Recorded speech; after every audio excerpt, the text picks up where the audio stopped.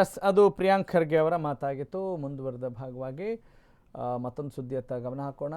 ಮಾಜಿ ಪ್ರಧಾನಿ ಎಚ್.ಡಿ. ದೇವೇಗೌಡರಿಗೆ BJPಯಿಂದ ಅನ್ಯಾಯ ಆಗಿದೆ. ನೋಡಿದ್ರಾ, ಮಾಜಿ ಪ್ರಧಾನಿ ಎಚ್.ಡಿ. ದೇವೇಗೌಡರಿಗೆ ಟಿಕೆಟ್ ನಿರಾಕರಿಸಿದ ಬೆನ್ನಲ್ಲೇ ಯಾವ ರೀತಿ ಸುದ್ದಿ ಈಗ ಸಿಗ್ತಾ ಇದ್ದಾವೆ ಅಂಥೇಳಿ. ಮೋದಿಗೆ ಆತ್ಮೀಯರಾಗಿದ್ದರೂ ಕೂಡ ಎಚ್.ಡಿ. ದೇವೇಗೌಡರಿಗೆ ರಾಜ್ಯಸಭೆಗೆ ಸ್ಪರ್ಧಿಸಲು ಟಿಕೆಟ್ ಸಿಗಲಿಲ್ಲ.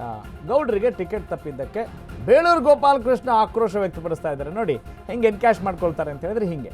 ಕಾಂಗ್ರೆಸ್ ಪಕ್ಷ ದೊಡ್ಡಗೌಡರನ್ನ ರಾಜ್ಯಸಭೆಗೆ ಕಳುಹಿಸಿತ್ತು, ಇವ್ರು ಯಾಕ್ರಿ ಕಳಿಸಿಲ್ಲ, ನೋಡಿ ಸರಿ ಇಲ್ಲ ಈ ಪಕ್ಷದವರು ಅಂತ ಆ ಒಂದು ಅಲೆ ಬರುವ ನಿಟ್ಟಿನಲ್ಲಿ ಅವ್ರು ಮಾತನಾಡಿದ್ದಾರೆ. ಮೈತ್ರಿಯಿಂದಾಗಿ ರಾಜ್ಯಸಭೆ ಟಿಕೆಟ್ ನಿರೀಕ್ಷೆಯಲ್ಲಿದ್ದರು ಎಚ್.ಡಿ. ದೇವೇಗೌಡರು. ಮರು ಆಯ್ಕೆಯನ್ನು ಬಯಸಿದ್ರು ಅವರು ಕರ್ನಾಟಕದಿಂದ. BJPಯವರು ಬೆಂಬಲ ಕೊಡ್ತಾರೆ ಅನ್ನೋ ವಿಶ್ವಾಸದಲ್ಲಿದ್ದರು. ಆದರೆ ಆ ವಿಶ್ವಾಸಕ್ಕೆ ಈಗ ಧಕ್ಕೆ ಆಗಿದೆ. ದೇವೇಗೌಡರಿಗೆ BJPಯವರು ಅನ್ಯಾಯ ಮಾಡಿದ್ದಾರೆ. ಯಾರು ಹೇಳ್ತಾ ಇದ್ದಾರೆ? ಇದು ಬೇಳೂರು ಗೋಪಾಲಕೃಷ್ಣ. ಈಗ ಯಾವ ಮುಖ ಇಟ್ಕೊಂಡು BJPಯವರು ಮಾತನಾಡ್ತಾರ್ರಿ? BJPಗೆ ಏನಾದರೂ ಅದಿದೆಯಾ ಇದಿದೆಯಾ ಗೊತ್ತಲ್ಲ ರಾಜಕೀಯ ಭಾಷೆಗಳು. ಗೌಡ್ರಿಗಾದಂಥ ಅನ್ಯಾಯವನ್ನು ಯಾವ ರೀತಿ ಸರಿಪಡಿಸ್ತಾರೆ, ಏನು ಮಾಡ್ತಾರೆ? ಒಟ್ಟಿನಲ್ಲಿ ಈಗ ಏನನ್ನು ಹೈಲೈಟ್ ಮಾಡ್ತಾ ಇದ್ದಾರೆ ಅಂತ ಹೇಳಿದ್ರೆ, ಮಾಜಿ ಪ್ರಧಾನಿ ಎಚ್.ಡಿ. ದೇವೇಗೌಡರಿಗೆ ಅಪಮಾನ ಮಾಡಿದ್ರು, ಅಗೌರವ ತೋರಿಸಿದ್ರು, ಅವ್ರ ಬಗ್ಗೆ ಕಾಳಜಿ ಇಲ್ಲ, ನಿಷ್ಕಾಳಜಿ ಮಾಡ್ತಿದ್ದಾರೆ, ಅವ್ರನ್ನ ಮೂಲೆ ಗುಂಪು ಮಾಡ್ತಾ ಇದ್ದಾರೆ. ನೋಡ್ರಿ, ಅಂದರೆ ಒಕ್ಕಲಿಗ ಸಮುದಾಯದ ಮೇಲೆ ಭಾರತೀಯ ಜನತಾ ಪಕ್ಷಕ್ಕೆ ಪ್ರೀತಿ ಇಲ್ಲ, ಹಿರಿಯರ ಮೇಲೆ ಗೌರವ ಇಲ್ಲ. ನೋಡಿ, ಇಂಥ ಪಕ್ಷವನ್ನು ನಾನು ಮುಂದೆ ಅಧಿಕಾರಕ್ಕೆ ತರ್ತೀರೇನ್ರಿ ಅನ್ನೋದು ಸಾರಾಂಶ. This is the context behind this statement. ಅವ್ರು ಯಾರೇನೇ ಹೇಳಿದರೂ ಕೂಡ ಆ ಸ್ಟೇಟ್ಮೆಂಟ್ ಹಿಂದಿರುವಂಥ ಉದ್ದೇಶ ಏನು, ದೃಷ್ಟಿಕೋನ ಅಂತ ಹೇಳಿದ್ರೆ, ಇವ್ರಿಗೆ ಎಚ್.ಡಿ. ದೇವೇಗೌಡರನ್ನ ಕಳಿಸಿದ್ರೆ ಖುಷಿ ಆಗ್ಬಿಡ್ತಿತ್ತು ಅಂತ ಅಲ್ಲ. ಸಿಕ್ಕಿದ್ದೆ ಚಾನ್ಸು, ಬನ್ನಿರಿ ಇದನ್ನ ಇಟ್ಕೊಂಡು ನಾವು ಮಾತಾಡೋಣ ಅಲ್ವಾ. ಕಾಂಗ್ರೆಸ್ ರೀ ಎಲ್ಲವನ್ನು ಗಮನದಲ್ಲಿ ಇಟ್ಕೊಂಡು ಗೌರವ ಕೊಟ್ಟಿತ್ತು, ನಾವು ರಾಜ್ಯಸಭೆಗೆ ಕಳಿಸಿದ್ವಿ. ಅಫ್ಕೋರ್ಸ್ ದೇವೇಗೌಡರು ಒಬ್ಬ eminent candidate for ever. H D. ದೇವೇಗೌಡರ ಅಧ್ಯಯನ, ಅನುಭವ, ಮಾರ್ಗದರ್ಶನ ಎಲ್ಲವೂ ಕೂಡ ಎಲ್ಲ ರಾಜಕಾರಣಿಗಳಿಗೂ ಬೇಕಾಗಿದ್ದೆ, ಅದರಲ್ಲಿ ಯಾವ ಅನುಮಾನ ಇಲ್ಲ. ನೋಡೋಣ, ಈಗ ಬೇಳೂರು ಗೋಪಾಲಕೃಷ್ಣ ಮಾತನಾಡಿದ್ದಾರೆ, ಕೇಳಿಸ್ಕೊಳ್ಳೋಣ ಬನ್ನಿ.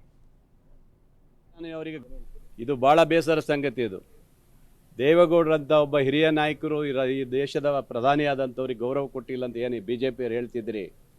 ನಾವು ಹಿಂದೆ ಸಹ ಮಾನ್ಯ ದೇವೇಗೌಡರಂಥ ಮಾಜಿ ಪ್ರಧಾನಮಂತ್ರಿಗಳಿಗೆ ರಾಜ್ಯಸಭಾ ಮೆಂಬರ್ ಮಾಡಲಿಕ್ಕೆ ಕಾಂಗ್ರೆಸ್ ಪಕ್ಷ ಸಂಪೂರ್ಣ ಸಹಕಾರ ಕೊಟ್ಟು ಕಳಿಸಿದ್ವಿ.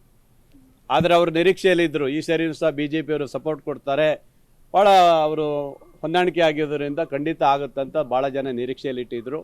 BJPಯವರು ಇವತ್ತು ಒಬ್ಬ ಪ್ರಧಾನಮಂತ್ರಿಗೆ ಅನ್ಯಾಯ ಮಾಡಿದ್ದಾರೆ, ಮಾಜಿ ಪ್ರಧಾನಮಂತ್ರಿಯವರಿಗೆ ಅನ್ಯಾಯ ಮಾಡಿದ್ದಾರೆ. ಇದು ನಾನು ಖಂಡನೆ ಮಾಡ್ತೇನೆ. ಇದು ಅವರೇ ಹೇಳ್ತಿದ್ದಾರಲ್ಲ, ಒಬ್ಬ ಮಾಜಿ ಪ್ರಧಾನಿಯವರಿಗೆ ಗೌರವ ಕೊಡಬೇಕಂತ ಮೋದಿಜಿಯವರು ಭಾಳ ಆತ್ಮೀಯರಿದ್ರಪ್ಪ. ಅದು ಯಾಕೆ ತಪ್ಪೋಯ್ತು ಅಂತ ನನಗೂ ಅರ್ಥ ಆಗ್ತಾಯಿಲ್ಲ ಇವತ್ತು. ಬಹುಶಃ ಇದರಿಂದ ನನ್ನ ಲೆಕ್ಕ ಅನ್ನಿಸ್ತದೆ, ಮುಂದೆ ಇವರು ಹೊಂದಾಣಿಕೆಗಳು ಮತ್ತೆ ಅಡ್ಡದಿಡ್ಡ ಹೋಗ್ಬೋದು ಅಂತ ನನ್ನ ಒಂದು ಅನಿಸಿಕೆ ಇದೆ. ಅದರಿಂದ ಆದರೂ ಅವ್ರ ಪಕ್ಷ ಅವರಿದು, ಅದರಿಂದ ನಾವೇನು ಹೇಳೋಕ್ಕಾಗಲ್ಲ. ಕಾಂಗ್ರೆಸ್ ಪಕ್ಷ ಈ ದೇಶದ ಮಾಜಿ ಪ್ರಧಾನಿಯವರಿಗೆ ಹಿಂದೆ ನಾವು ರಾಜ್ಯಸಭಾ ಮಾಡಿ 6 ವರ್ಷ ಕಳಿಸಿದ್ದೀವಿ. ಆದರೆ ಒಂದು ದಿವಸ ನಮ್ಮ ಪಕ್ಷದ ಬಗ್ಗೆ ಮಾತಾಡಲಿಲ್ಲ ಅವರು ಗೌರವಯುತವಾಗಿ, ನಮ್ಮನ್ನೇ ಬೈದರು. ಆದರೂ ನಮಗೆ ತಲೆಬಿಸಿ ಇಲ್ಲ. ಆದರೂ ಇವತ್ತು ಅವರಿಗೆ ಆಗಿರುವ ಅನ್ಯಾಯವನ್ನು ನಾನು ಖಂಡನೆ ಮಾಡ್ತೀನಿ. ಇವತ್ತು ಅವ್ರಿಗೆ ಏನು BJP ಇವತ್ತು ಏನು ಅನ್ಯಾಯ ಮಾಡಿದ್ದಾರೆ, ಇವತ್ತು ಅದಕ್ಕೆ ನಾನು ಖಂಡನೆ ಮಾಡ್ತೇನೆ. ಇವತ್ತು ಯಾವ ಮುಖ ಇಟ್ಕೊಂಡು ಮಾತಾಡ್ತೀರಿ ಇವತ್ತು ಅಲ್ವಾ? ಇವತ್ತು ಮಾತಾಡುವಂಥ ಯೋಗ್ಯತೆ ನೀವು ಕಳ್ಕೊಂಡಿದ್ದೀರಾ ಅನಿಸ್ತತಿ ಇವತ್ತು, ನನಗೆ ಅನಿಸ್ತತಿ. ಇದು ಭಾಳ ಬೇಸರ ಸಂಗತಿ. ಇದು ದೇವೇಗೌಡರಂಥ ಒಬ್ಬ ಹಿರಿಯ ನಾಯಕರು ಈ ದೇಶದ ಪ್ರಧಾನಿಯಾದಂಥವ್ರಿಗೆ ಗೌರವ ಕೊಟ್ಟು ನೋಡ್ರಿ, ವಿಚಾರ ಇಷ್ಟೇ. ಈಗ ಎಚ್.ಡಿ. ದೇವೇಗೌಡರನ್ನು ರಾಜ್ಯಸಭೆಗೆ ಭಾರತೀಯ ಜನತಾ ಪಕ್ಷದ ವತಿಯಿಂದ ಕಳಿಸ್ಬಾರ್ದು. JDS ಮತ್ತು BJPಗೆ ರಾಜ್ಯಸಭೆಯಲ್ಲಿ ಗೆಲ್ಲೋಕೆ 1 ಸೀಟ್ನ ಅವಶ್ಯಕತೆ ಇರುತ್ತೆ. ಆದರೆ ಇಲ್ಲಿ ಏನು ಮಾಡ್ತಾ ಇದ್ದಾರೆ, ಭಾರತೀಯ ಜನತಾ ಪಕ್ಷದವರು ಬೇರೆ ರಾಜ್ಯದವ್ರನ್ನ ಕಳಿಸುವಂಥ ಒಂದು ಏನಾದರೂ ಪ್ರಯತ್ನ ಮಾಡ್ತಿದ್ದಾರೆ. ಈಗ ಬೇರೆ ಭಾರತೀಯ ಜನತಾ ಪಕ್ಷದವರು ಹೇಳ್ಬೋದು, ನೋಡ್ರಿ ಎಚ್.ಡಿ. ದೇವೇಗೌಡರು ನಮಗೆ ದೊಡ್ಡ ಶಕ್ತಿ, ಅವ್ರ ಲೆಕ್ಕಾಚಾರ ಏನೇ ಇರ್ಬೋದು. ಆದರೆ ಸದ್ಯಕ್ಕೆ ಅದನ್ನು ಎದುರಾಳಿಗಳು ಯಾವ ರೀತಿ ದುರುಪಯೋಗ ಪಡಿಸ್ಕೋತಾರೆ, ಸದುಪಯೋಗ ಪಡಿಸ್ಕೊಳ್ತಾರೆ ಅನ್ನೋದು ನೀವು ನೋಡ್ತಾ ಇದ್ದೀರಿ. ಹೀಗಾಗಿ ಇದು ಅವರವ್ರ ಮಾತು ಅಷ್ಟೇ. ಇಲ್ಲಿ ಎಕ್ಸ್ಟ್ರಾ ಅಶ್ವವೇಗ ನ್ಯೂಸ್ ಎಕ್ಸ್ಟ್ರಾ ಏನೋ ಒಗ್ಗರಣೆ ಹಾಕಿ ಏನು ಹೇಳ್ತಾ ಇಲ್ಲ.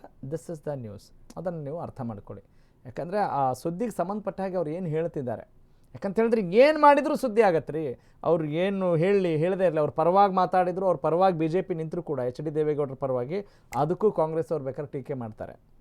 ಅಲ್ವಾ? ಅದಕ್ಕೆ ವಿರೋಧವಾಗಿ ನಿಂತಿದ್ದಾರಾ? ಸಿಕ್ಕಿದ್ದೆ ಚಾನ್ಸು. ಆಡೋರು ಏನೋ ಹೇಳ್ತಾರಲ್ಲ, ಬೆತ್ತಲೆ ಇರೋರ ಮಧ್ಯೆ ಬಟ್ಟೆ ಹಾಕ್ಕೊಂಡವನು ನಗೆ ಪಾಟ್ಲಿಗೆ ಈಡಾಗ್ತಾನಂತೆ. ಹಾಗೆ ಆ ಥರದಲ್ಲಿ ರಾಜಕಾರಣಿಗಳು ನಡ್ಕೊಳ್ತಾ ಇರ್ತಾರೆ. ಅದನ್ನು ನಾವು ಗಮನದಲ್ಲಿ ಇಟ್ಕೊಂಡು ಈಗ ಮುಂದಿನ ಸುದ್ದಿ ನೋಡೋಣ. ಓಕೆ, ರಾಜ್ಯ ರಾಜಕೀಯದಲ್ಲಿ ಈಗ ಕರ್ನಾಟಕ ರಾಜ್ಯದಲ್ಲಿ ಡಿ ಕೆ ಶಿವಕುಮಾರ್ ಮುಖ್ಯಮಂತ್ರಿ ಆದ ಬೆನ್ನಲ್ಲೇ ಹೊಸ ಸಂಪುಟದ ರಚನೆಯಲ್ಲಿ ಯಾವ ರೀತಿ ತಕರಾರಿತ್ತು ಅನ್ನೋದು ನೋಡಿದ್ದೀವಿ. ಎಸ್, ಸಾರಿಗೆ ಸಚಿವರಾಗಿ ಕಾರ್ಯನಿರ್ವಹಿಸಿದಂಥ ರಾಮಲಿಂಗಾರೆಡ್ಡಿ ಅವರು ರಾಜೀನಾಮೆ ಕೊಡೋ ಪ್ರವಾಸನ ನಡೆಯುತ್ತೋ ಅದು ವಾಪಸ್ ತಗೊಂಡ್ರು. ಓಕೆ, ಈಗ ರೆಡ್ಡಿ ಬೆನ್ನಲ್ಲೇ ಗೌಡ್ರ ಖಾತೆ ಸಿಎಂ ಡಿ ಕೆ ಶಿಗೆ ಫುಲ್ ಟೆನ್ಷನ್ ಆಗಿದೆಯಂತೆ. ಕಾಂಗ್ರೆಸ್ ಸರ್ಕಾರದಲ್ಲಿ ಇನ್ನೂ ಖಾತೆ ಮುಗಿಯೋ ಲಕ್ಷಣಗಳು ಕಾಣ್ತಾ ಇಲ್ಲ. ಕ್ಷಣಕ್ಕೂ ಹೊಸ ತಿರುವು ಪಡೆದುಕೊಳ್ಳುವಂಥ ಎಲ್ಲ ಸಾಧ್ಯತೆಗಳು ಕೂಡ ಇದ್ದಾವೆ. ಈಗ ಸಚಿವ ಕೃಷ್ಣ ಬೈರೇಗೌಡರ ಅಸಮಾಧಾನ ಭುಗಿಲೆದ್ದಿದೆ. ಖಾಸಗಿ ಹೋಟೆಲ್ನಲ್ಲಿ ಸುರ್ಜೇವಾಲಾ ಅವರನ್ನು ಭೇಟಿ ಮಾಡಿದ್ದಾರೆ ಕೃಷ್ಣ ಬೈರೇಗೌಡ. ಈ ಹಂತದಲ್ಲಿ ಒಂದು ರಾಜಿ ಸೂತ್ರವನ್ನು ಮುಂದಿಟ್ಟಿದ್ದಾರಂತೆ ಸುರ್ಜೇವಾಲಾ. ಇದನ್ನು ಕೇಳಿ ಫುಲ್ ಗರಂ ಆಗಿದ್ದಾರಂತೆ ಬೆಂಗಳೂರು ಮಂತ್ರಿ ಕೃಷ್ಣ ಬೈರೇಗೌಡರು. ಯಾಕಂತ ಹೇಳಿದ್ರೆ ಆ ಖಾತೆ ನಿಭಾಯಿಸಬೇಕಾಗಿದೆ ಈಗ ಅವರು, ಆದರೆ ಅದು ನಮ್ಗೆ ಇಷ್ಟ ಇಲ್ಲ ಅಂತ ಹೇಳ್ತಾ ಇದ್ದಾರೆ. ಓಕೆ, ಕೃಷ್ಣ ಬೈರೇಗೌಡರು ನೇರ ಅಸಮಾಧಾನವನ್ನು ಹೊರಹಾಕಿದ್ದಾರಂತೆ ಕಾಂಗ್ರೆಸ್ ಉಸ್ತುವಾರಿ ರಣದೀಪ್ ಸಿಂಗ್ ಸುರ್ಜೇವಾಲಾ ಅವರ ಎದುರು. ರೆಡ್ಡಿ ಬೆನ್ನಲ್ಲೇ ಈಗ ಗೌಡ್ರ ಖಾತೆ. ಓಕೆ, ನಾವು ಈ ಮುಂಚೆನೂ ಕೂಡ ಹೇಳಿದ್ವಿ, ಡಿ ಕೆ ಶಿವಕುಮಾರ್ ಅಧಿಕಾರಕ್ಕೆ ಬಂದ ತಕ್ಷಣ ಏನೆಲ್ಲ ಸವಾಲುಗಳಿರಬಹುದು ಅಂತ ನಾವು ಅನಾಲಿಸಿಸ್ ಮಾಡುವಾಗ ಅದರಲ್ಲಿ ಇದು ಕೂಡ ಒಂದು. ಅಂದರೆ ರೆಡ್ಡಿ ರಾಜೀನಾಮೆ ಕೊಡ್ತಾರೆ, ಕೃಷ್ಣ ಬೈರೇಗೌಡರು ಖಾತೆ ತೆಗಿತಾರೆ, ಹಂಗೆ ಹೇಳ್ತಾ ಇಲ್ಲ. ಏನ್ರಿ ಈಗ ಇದೆ ಎದುರಾಳಿಗ ವಿರೋಧ ಪಕ್ಷದವರು ಮಾಡುವಂಥ ಒಂದು ಆರೋಪ ಏನು ನೋಡ್ರಿ, ಖಜಾನೆ ಖಾಲಿ ಆಗಿದೆ, ಬರೀ ಗ್ಯಾರಂಟಿ ಯೋಜನೆಗಳಿಗೆ ಮೀಸಲಿಟ್ಟು ಅದನ್ನೇ ಅಭಿವೃದ್ಧಿ ಅಂತಿದ್ದಾರೆ. ಹೀಗಾಗಿ ಬೊಕ್ಕಸ ಖಾಲಿ ಆಗಿದೆ, ಅದನ್ನು ಹೆಂಗೆ ತುಂಬಿಸ್ತಾರೆ ಗೊತ್ತಿಲ್ಲ. ಈಗಾಗಲೇ ಸಾಲ ಕೂಡ ಜಾಸ್ತಿ ಮಾಡಿದ್ದಾರೆ.